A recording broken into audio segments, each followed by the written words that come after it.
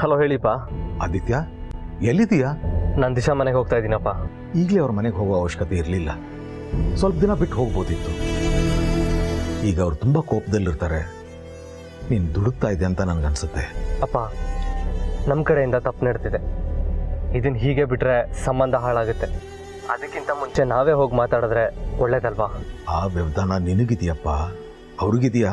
ಅಪ್ಪ, ಹೆಲ್ಪ್ ತಗೊಂಡಾಗ thank you ಹೇಳಬೇಕು, ತಪ್ಪು ಮಾಡಿದಾಗ ಸಾರಿ ಕೇಳಬೇಕು ಅಂತ ನೀವು ಮತ್ತೆ ಅಮ್ಮನೇ ಅಲ್ವಾ ಹೇಳ್ಕೊಟ್ಟಿದ್ದು.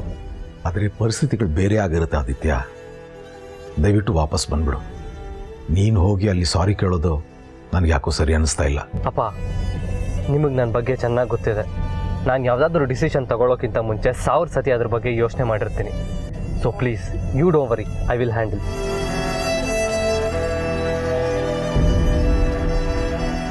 ಲೇಪ, ನಿನ್ನ ಹೆಸರು ನನ್ನ ಬಾಯಲ್ಲಿ ಬರೋ ಯೋಗ್ಯತೆ ಕೂಡ ನಿನಗಿಲ್ಲ.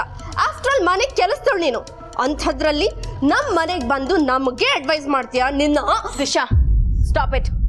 ಹೇ, get out, out, out I say. ಹೋಗೆ ಹೊರಗೆ.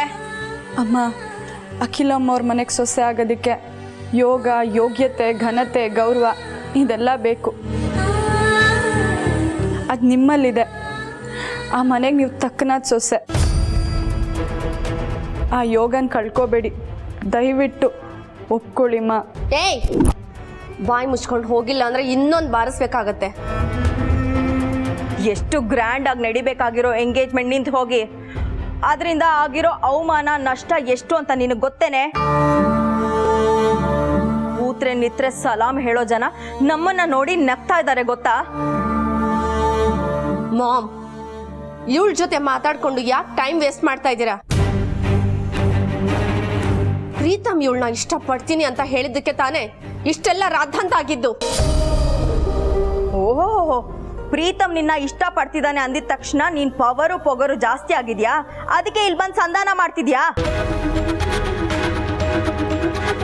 ಹೇ ಲಿಸನ್, ಪ್ರೀತಮ್ ಒಬ್ಬ 3rd ಗ್ರೇಡ್ ಈಡಿಯಟ್. ಹುಡುಗಿರು ಅಂದ್ರೆ ಜಲ್ ಸುರಿಸೋ ಲೋಫರ್.